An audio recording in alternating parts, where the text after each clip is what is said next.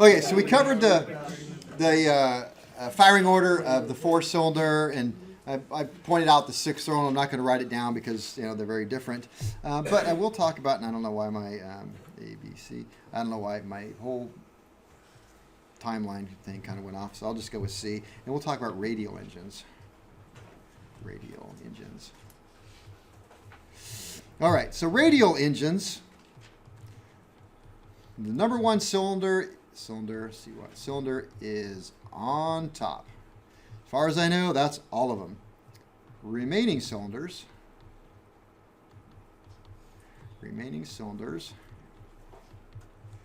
are numbered in a sequential order. In a sequential, which means 1, 2, 3, 4, 5. S-E-Q-U-E-N-T-I.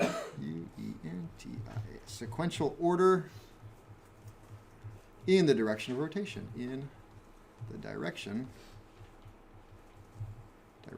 of rotation. Normal rotation, I should say. Which is, what is normal rotation? Clockwise for pilot. From the back. So what is that to you as the mechanic standing out front? Counterclockwise. All right. So let's do firing order. Firing order for a single row. We'll say 9-cylinder. 9-cylinder radial is 1, 3, 5, 7, 9, 2, 4, 6, 8. So odds than evens. There we go. So single row radial. Single means it only has one row of cylinders going around. Double row means there's actually a row right behind it. So it's going to go 1, 3, 5, 7, 9, 2, 4, 6, 8, 1. So it's just every other one. And the other nice thing about it is, working on radials, they're a pain, but they do have some nice things. When the number one cylinder is on top dead center of compression, the propeller looks like this.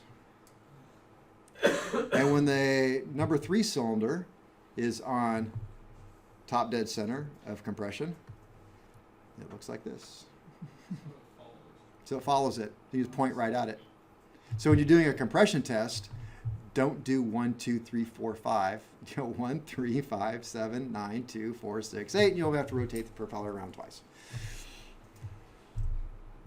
Now, double row, I'm not even going there because it's 1, then a back, then 3, then 4, then 5, then 6, then 7, 8, 9, 10, 11, 12. So it goes back and forth between the two.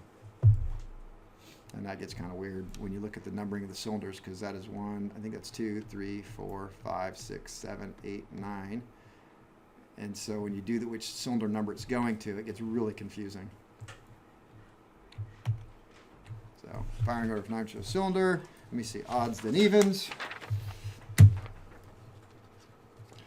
And for a twin row, I'll put this, twin row. For a twin row radial.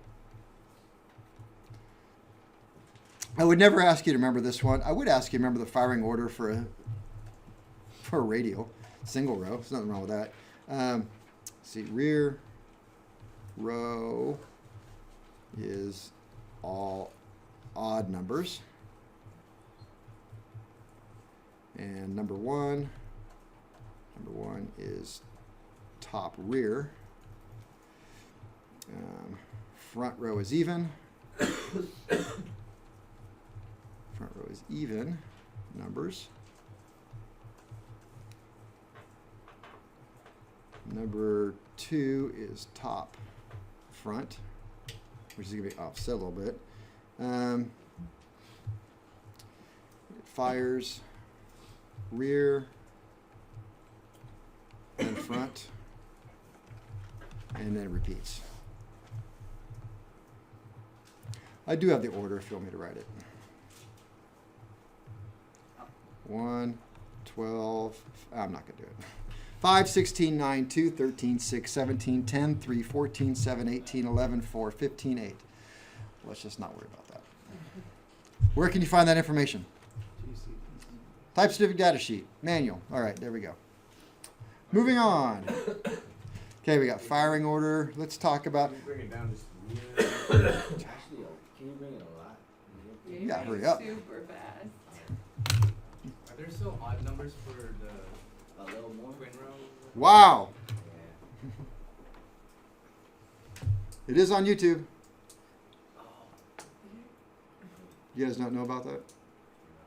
I record all the lectures. They're being recorded right now. And I post them on YouTube. If you go into Canvas, you'll see that. So one of them will be there until tomorrow. But I post the second one when I leave and the first one when I get in. So you have to kind of wait. And Janet's really good about texting me like, every 5 minutes that it's not up there. Where is it on Canvas? Canvas, go to, who knows where it's, I think it's in the 310 block. The opening stuff, it's a syllabus and other important information. I think there's something that says class videos. And it says, here's a link to the class videos. And you go there. Yeah, I called it Aviation Maintenance Academy. No, or if you just go to YouTube and search Kevin Groening, it'll pop right up. Does it? That's the guy that writes The Simpsons, I think. That's Matt, actually. My brother Matt. He's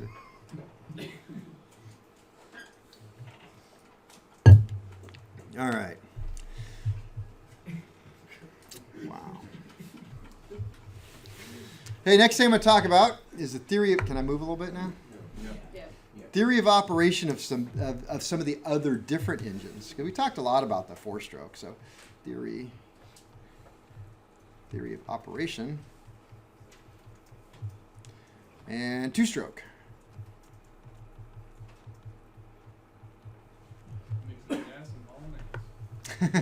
That's about it. All right, let's see. Where do I want to go? I know. Here. And let's go back one. I bet I got a two-stroke here. Diesel two-stroke. Yeah. All right. This is a two-stroke. There we go. And so what's going to happen with a two-stroke? So what was the other one called? Four-stroke. So 4 strokes to do everything. Intake, compression, power, exhaust. Okay, this still has those same events. The 5 events. What are the 5 events? Intake, compression, ignition, power, exhaust. Okay, this has all 5 events. Well, let's watch. Okay, there was power. There's exhaust. Intake's happening below. Compression, ignition. All right, so follow it. I'll help you out here. So this one, you have to look at the top at one point and the bottom at another. So let's start down here. So this is a little poppet valve. And really what it might have a little spring here that just kind of keeps it on its seat. But any sort of suction is going to open it up. So it doesn't have anything pushing on it. It's just suction. So what's going to happen is this piston is coming down right now. It's forcing this gas up through this little thing. But here, now it's going up. This is creating a suction right down here. And it's sucking all that fuel up into this chamber down here in the crankcase. This is the crankcase below here. So it's pulling in, sucking in the fuel, air, and oil mixture. And the reason why it's got to pull in oil is because you can't have oil floating around in here because that's where the fuel and the air are. So there's a little bit of gas, fuel, a little bit of oil mixed in there. So so the piston goes up, it creates a vacuum down here, sucks this in. When the piston comes back down, it pressurizes this, closes the valve, and it forces it up here as soon as this port is opened up. So now that port is closed right now, but in a minute, piston's coming down, pressurizing, pops it right up in there. All right, so now we've got all the fuel air mix is coming up in here, but at the same time, you can see half of it is exhaust. So as soon as this port is opened up, so is the exhaust port is opened up. And so the fuel air mixture, because it's pressurized here, was forced up in here, pushes out a certain amount of exhaust, and at the same time, it probably pushes out a certain amount of unburnt gas, because that's just the way it is. And so it's going to push it out, and then we're going to go into the compression. See, right there, it's going to block off all the ports, compress it, gets to the top, ignition, we got power, and the power is going to work until it gets to right there. And now what do we got? We opened up the exhaust port. Exhaust is pouring out. That's a valve overlap. Fuel. That quote unquote valve. Yeah. Here's your valve overlap. That's Yeah. open and that's open at the same time. Right. So that's just two strokes. So it goes up every single time it goes up. Compression, ignition. Every time it goes down, power, exhaust. Every time it goes up, intake, compression, gets to the top, power, down. So that's just two-stroke. So what are the advantages of a two-stroke? They, Real fast, real You don't have to time them. yeah, you do. You don't have valve timing. Well, yeah. So you have ignition timing. Nice. You got ignition timing, no valve timing. And what else? Because you have power more quickly, because every single stroke is a power stroke. You gotta worry about. It has a titanium power band. The lighter weight. Lighter weight. Yeah, Katie's thinking. Lighter weight. Why are they lighter weight? Less cylinders. No, you don't have a camshaft, which I haven't talked about. You don't have push rods. You don't have rocker arms. So you're missing a whole lot of valve train in there. So two-stroke. Two-stroke. Let me see. So here we go. Less efficient. Less efficient. Environmentalists do not like them. And more difficult to lubricate. Difficult to lubricate. So one of two things. Either you're going to be pouring oil into your gas mixture, or you're going to have a tank that injects it automatically. But that's kind of, most are mixed. That's new two-stroke technology. No, I remember some old Yamahas when I was a kid had that. Really? Yeah, Sure. yeah. Back in India, they were like super like famous. Like they'll even run boards, you know. Who was that? In In India? Oh, yeah? Yeah, like two-stroke Yamaha. Yamaha. Very famous, yeah. Okay. And what do you mix it at? I know the sticker 30 to 1? the sticker on my bike said 50 to 1, but that was way too much. I think I did 32 to 1. 32 what to 1? 32 parts gas. 32 parts gas to 1 part oil. If you got it backwards and did 32 parts of oil to 1 part gas, it did not run well. So we did 32 parts. This is the fuel, and this is the oil. All right. And then, of course, it mixed with air. So fuel and oil are mixed. Fuel and oil are mixed. I used to always run my Honda off of avgas, 100 low lead. It seemed to like it. I already said less efficient. All 5 events. All 5 events occur in 2 strokes. How many degrees of crankshaft travel is that? 360 degrees crank travel. A, B, C, D uses a reed valve, or it's actually a thing called a rotary valve. They're really kind of interesting.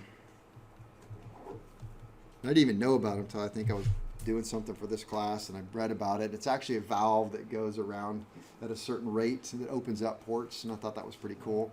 But a reed valve is really, for lack of a better term, it's kind of like you have an opening, and then you have a piece of spring steel across it, an opening, and then whenever there's a suction, it just opens up like that. Poor example, but flapper valve. That's a good one, flapper valve. All right. A, B, C, D, E. So let's do the 2 strokes. 2 strokes. 2 strokes. So 1. As piston moves up, low pressure is created in the crankcase. Low pressure is created in the crankcase. C-R-A-N. Crankcase. What is a crankcase? there you go. It is literally the case that, how'd you say it? Houses the crankshaft. That is, why are you laughing? That's perfect. It is exactly what it is. So a lot of you across the street in lab have removed your cylinders and you removed your accessory housing, your accessory case. And what you have left are two giant pieces of aluminum. That is called the crankcase, right? So in this one, the crankcase I showed you at the bottom. So as it moves up, low pressure is created in the crankcase, drawing in the fuel, air, I'll put this plus oil, mix.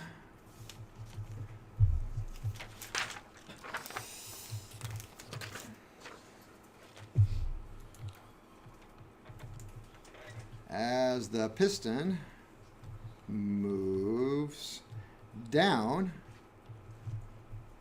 high pressure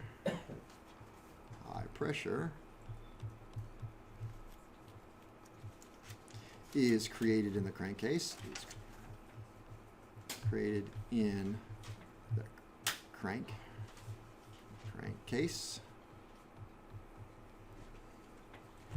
until intake port is opened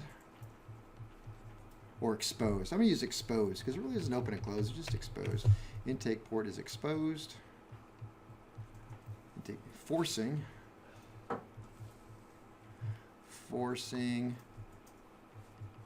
the fuel air mix up into, I thought about it, into, yes, fuel air mix plus oil, because it doesn't separate, into the cylinder, the combustion chamber.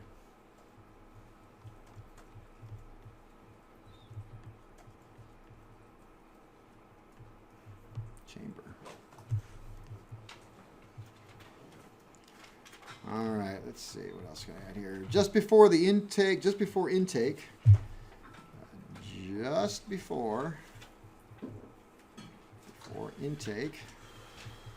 that bad, huh? Trying to catch up. Yeah, I hear that. Want me to slow down? Too bad. Huh? Well, why don't you speed up? I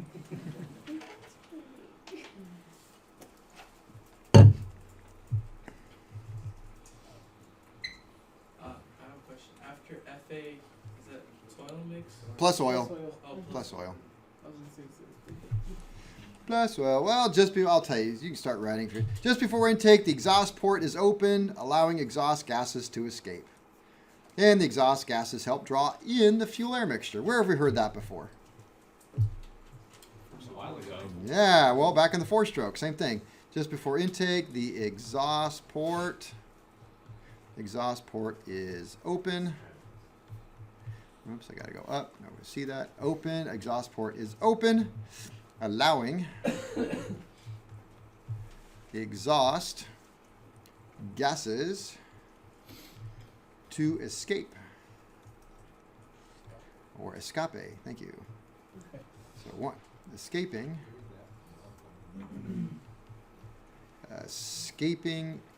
exhaust gases help draw in the fuel air plus oil mix. Then what happens? Well, it depends on where you're looking. Piston moves up to compress. Piston moves up to compress. Here we have ignition. And then we have power stroke.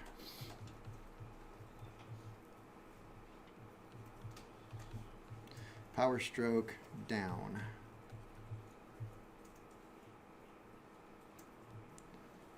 And then we have starts the intake. So there we go.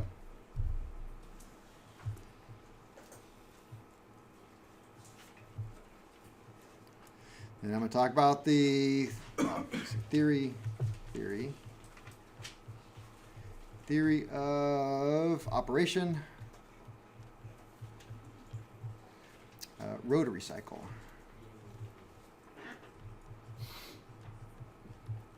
Also known as the Wankel. Tell me if I move up too fast. There. Wankel. W-A-N-K-E-L. Cycle. Named after? Guys, just... Dr. Herman Cycle. Come on. Keep doing it till you get it right. Be on the test, just like that too. All right, I got Wankel in here. There's Wankel. There's Mr. Wankel. All right, so also called the rotary engine, but I don't call it the rotary engine much because it confuses it with the rotary engine, the rotary radial, which they don't say rotary radial, but rotary radial is kind of weird. It makes the poo come out. So again, it is a Otto cycle engine, meaning there's no stroke here. 4 rotations. There's 5 events. Which are? Intake, compression, ignition, power, exhaust. But they're going to be happening all over the place. All right, so let's slow it way down. Whoa. Okay, so where are we going to be? So right now, what do we have over here is exhaust has already happened. Is it power? Power, yes, because there's a spark plug. We have intake happening right here. So we can just follow this one around. Here's intake right here. And if we watch what's happening with that intake, and now it's going to go into what? Compression. Okay, it's going to start compressing it. Right at the last second. You're going to compressing, and boom, fire. Now we got power.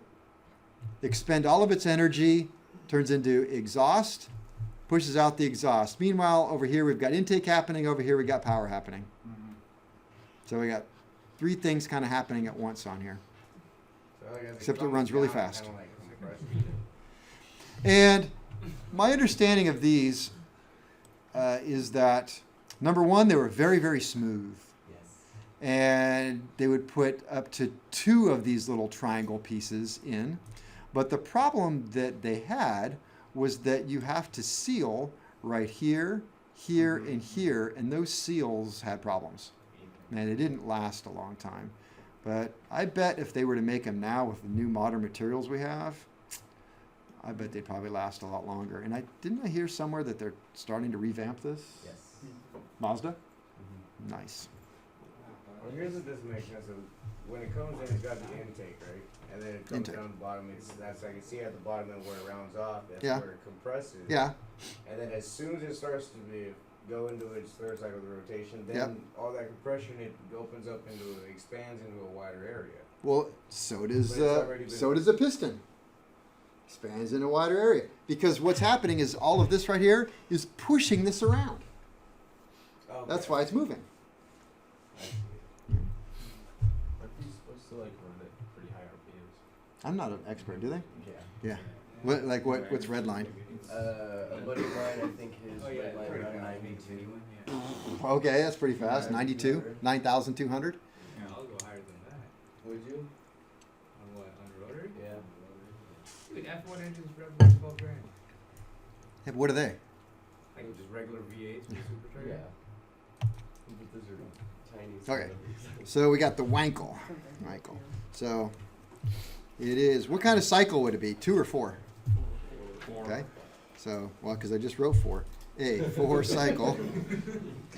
You never know with me. I could have been 0.4 right after 6. So it's 4 cycle engine.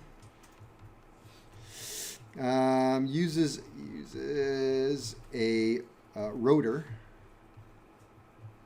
that turns in an elliptical housing. In an elliptical. What's an elliptical? It's that thing that I bought to hang my clothes on. Elliptical housing. Let's see, 3 power pulses per rotation.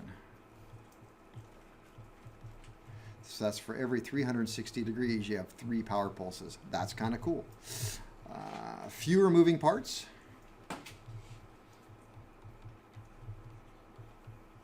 Is that because there's 3 rotors, or? There's 1 rotor. That's a single. You can put a double in then. Then you'd have 6. Nice. So fewer moving parts. Well, we have no what? Valves. Okay, I'll go no valves. So we have no valves. What else do we not have? Well, that means you don't have a camshaft. And if you don't have that, you don't have, how about pistons? No. How about connecting rods? Connecting rod's abbreviated conrod. Connecting rod, conrod. And now I can see world. All right. Can be configured as a multi-rotor. So not just 1, but 2.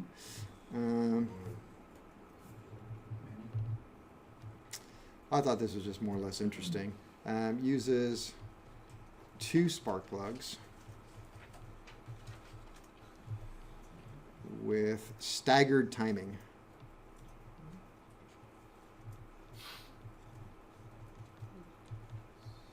Which is to say, 1 plug fires early and 1 late. So they stagger. Boom, boom. Some airplanes use staggered timing. Continental C-85s, they use staggered timing to this day. What's the benefit? Why staggered timing? Because you want the flame front to meet in the middle. And because of the way the fuel-air mixture is mixed in some engines, you have a lean side and a rich side. It doesn't mix homogeneously. And so you fire the cylinder off, you fire 1 spark plug, and then the other so that the flame front meets in the middle. All right, we got that? You guys all right out there? All right. How about theory of operation for the diesel? Also called Compression, combustion. compression. Sure about that? Could be. I've heard it compression ignition. I've heard it both ways. Yeah, but it doesn't have a spark plug to ignite. So why would it be ignition? I don't know. That's just the way I've heard it. That's why I was asking if you're sure. I'm not saying you're wrong. I was asking if you were sure. Yeah, no, I get what you're saying. I mean, So compression ignition, or maybe what? Compression, what'd you say? compression, combustion. I don't know about that. You might be right. Give me the benefit of the doubt. All right. You know much about diesel engines? You. I mean, The 2-stroke or 4-stroke? Or they could be either. Either. 2 or 4-stroke. If there was a radial diesel. Not surprised. 980D, single valve. So 4-stroke. Well, let me see. I'll say that. We'll just 4-stroke operates the same as a gas engine,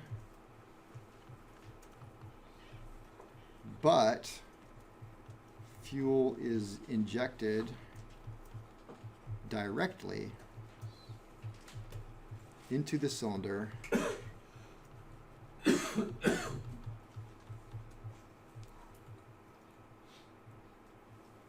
so it still has an intake valve, but when the intake valve opens and the piston comes in, what comes in? Air. Just air. Okay, which is no different than the way modern cars are going. That's the way my car operates. When my intake valve opens, or the intake valves open, because there's probably more than just an intake valve, probably have 2. It just is going to draw in air, and then the valves are going to close, and the pistons are going to come up on compression. And at some point in that compression, I'm going to have the diesel is going to spray the fuel in, and just the heat of the compression with the spraying of the fuel is going to ignite it. So there's no carbureted diesels.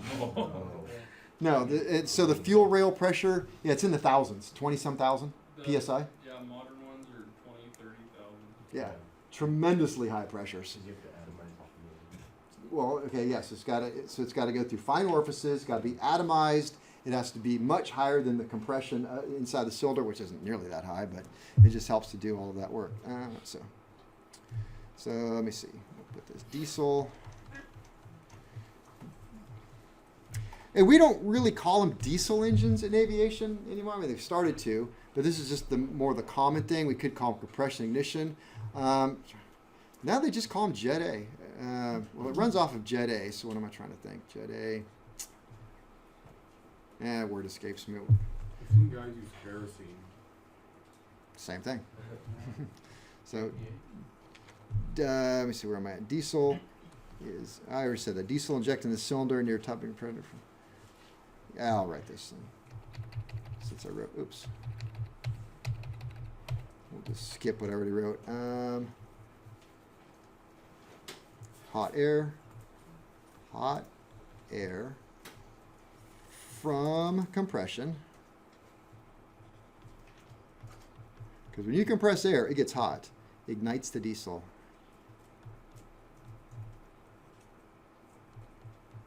Which is, to me, honestly, it's a little amazing. Because have you ever tried to light diesel on fire? It takes a lot of heat.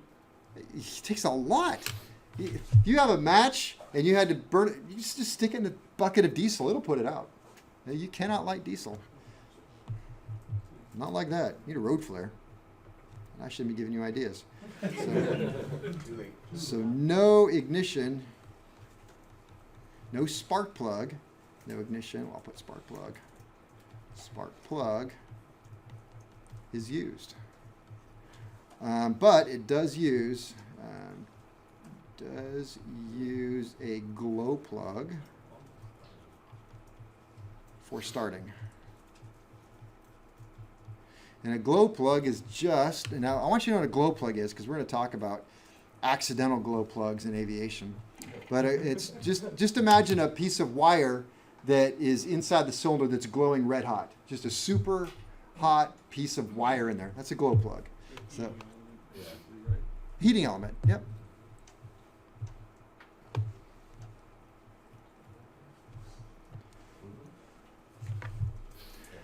All right, then I could, we'll talk about some different engine types here. It's so hard to figure out how they classify each one, but we'll just call this engine types. Let's talk about different engine types. And let's spell types correctly. Engine types. I probably could have put this under theory of operations, something else, but I don't know why I did this. We're just going to go with it. All right, so we had pre-World War I, WW1. Which reminds me, thank you for your service. I'm just kidding. Sorry. Just because Steve's not here. Who's it? Steve's at the back? Yeah. I know. It's probably older than he is anyway. All right, pre-World War I. What do I have here? Well, I've been talking a lot about it. I have the GNOME, G-N-O-M-E, GNOME rotary, which I accidentally just called the radial rotary, which I really like that. So let me see, what do I have for that one? Because I got to have something going on here. All right, we have the two-stroke, Wankel, diesel. There we go. Oh, that's right, it is there. Okay, so hang on. Oh, damn. You're going to love this. Well, at least I am. I don't know. Animated engines. So the way the GNOME rotary radial works is the crankshaft is mounted solid to the airframe and the engine spins around. So imagine taking your Lycoming and just turning it around and where your little hub flange that you bolted down. Okay, let's now bolt that to the airframe and then where your accessory case is, we'll just mount a propeller right there and let the whole engine cylinders be spinning around, and that was their idea. So So it's the whole idea. So now there's a lot of moving parts. there are a lot of moving parts. Oh So my God. so it goes around like that. Now I've never worked on anything like this. Because the propeller's not dangerous enough. Yeah, I know. So now this thing's spinning. Well, this has a lot of problems. The first one is that this spinning mass creates a gyroscopic nightmare for the pilots. If that wasn't bad enough, this is the worst part. It does not house a regular oil sump with a regular oiling system. It was more like a two-stroke where you mixed castor oil with stuff. Well, if anybody has any medical knowledge and knows what castor oil does to the human body, it makes you poo. So not only did you had the poos. So That's what the scarf was for. that's yeah, it was the scarf. So you always see him with the white scarf. That was actually to wipe your goggles, right? Because it spit it out at you. There's no exhaust on here, so you don't have an exhaust collector system to make it go away, because otherwise this exhaust would be spinning around too, right? So everything's spinning. So you got that nightmare. So yeah, right. So the white scarf was to wipe your goggles It and was like a filter, but you okay, yeah. know, anything. So that does so very glamorous. How long did it stay white? No. Not very long. So Whose all right. idea was this? So whose idea was this? You're fired. Yeah, let me see. I got. How do you control the speed? Oh, you just give it more gas. Oh, it had a. Okay, you know how the speed is controlled. He's reminding me. It used what's called a coupe switch, so it automatically went to right. I said. Blip? Like Yeah. a Yeah, blip switch, but it's called a coupe switch, I think, because it's French. So, because it's a French engine. So basically, it only had one speed, and that was wide open throttle. And what you would do is you would hit this switch. I don't know if the switch killed it or made it go, but so when you hit like the switch, it would kill it. And so if you wanted to idle, you just have to go like that, and and then wide open throttle, and then So here's some guys running there.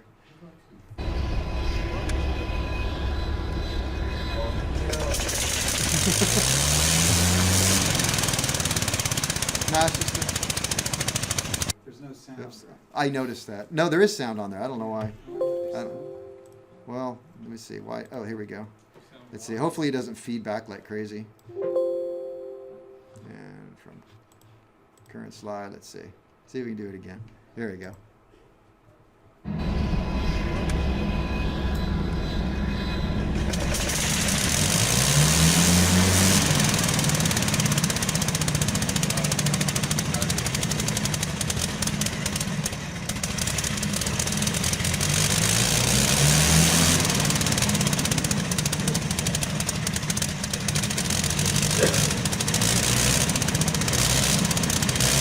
On off, on off, on off.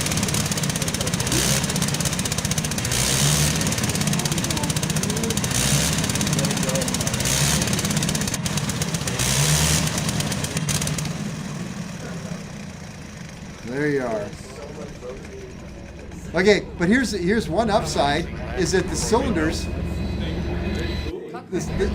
the cylinders had nice cooling because they were moving around too. How many RPMs? I don't even know. Most of the stuff runs around 2,500 probably. I So want to hear that thing just like. all right, so I guess it That's is. what they used